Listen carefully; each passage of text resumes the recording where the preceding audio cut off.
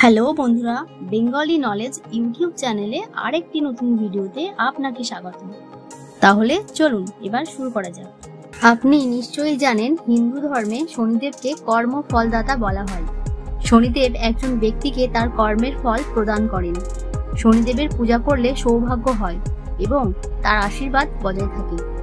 শনিদেবকে খুশি করার জন্য শনিবারকেই সবচেয়ে শুভ দিন বলে মনে করা হয়। সনাতন ধর্মে প্রায় সকলেই বিভিন্ন দেবদেবীর মূর্তি বা ছবি ঘরে রাখেন এবং ভক্তি সহকারে প্রতিদিন পূজা করেন।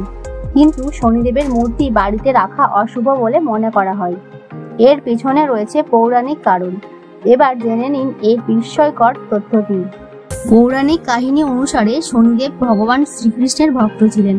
তিনি সর্বদা তার ঈশ্বরের উপাসনায় মগ্ন থাকতেন। একবার শনিদেবের স্ত্রী শনিদেবের সঙ্গে দেখা করতে গেলে সেই সময়ও শনিদেব শ্রীকৃষ্ণের ভক্তিতে মগ্ন ছিলেন। স্ত্রীর বহু চেষ্টা সত্ত্বেও শনিদেবের একাগ্রতা ভাঙতে পারেনি। তা দেখে শনিদেবের স্ত্রী রেগে গিয়ে শনিদেবকে অভিশাপ দেন। শনিদেবের স্ত্রী শনিদেবকে অভিশাপ দিয়েছিলেন যে শনিদেবের দৃষ্টি যার ওপর পড়বে তার কোনো শুভ হবে না।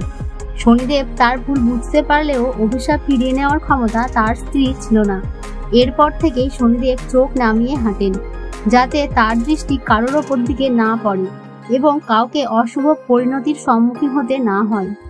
এই কারণে বাড়িতে শনিদেবের মূর্তি রাখা উচিত নয়, যাতে তার দৃষ্টি কারোর ওপর না পড়ে। এই কারণে বেশিরভাগ মন্দিরে শনিদেবের মূর্তির পরিবর্তে একটি শিলাকে পূজা করা হয়। ধর্মীয় বিশ্বাস অনুসারে কখনো শনিদেবের চোখের দিকে তাকানো উচিত নয়। সর্বদা তার চরণ দর্শন করে আশীর্বাদ প্রার্থনা করা উচিত। তাহলে বন্ধুরা, আজকের এই তথ্যটি জেনে তোমাদের কেমন লেগেছে তা অবশ্যই কমেন্টে জানিও।